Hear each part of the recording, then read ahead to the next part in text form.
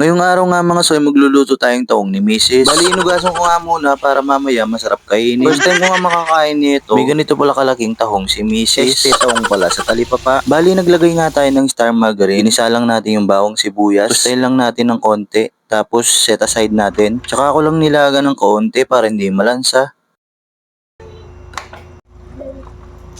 Dahil wala tayong oven, pwede naman dito. Tsaka na, pag may oven tayo, tsaka lang natin tinapix yung ginisa natin kaninang bawang sibuyas. Tapos, lagyan natin ng cheese Eden para mabisa. Takpan lang natin ng 2 minuto sa mababang apoy.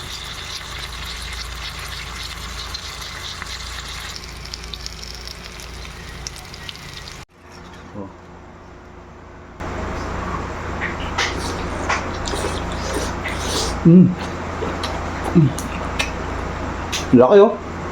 Solid.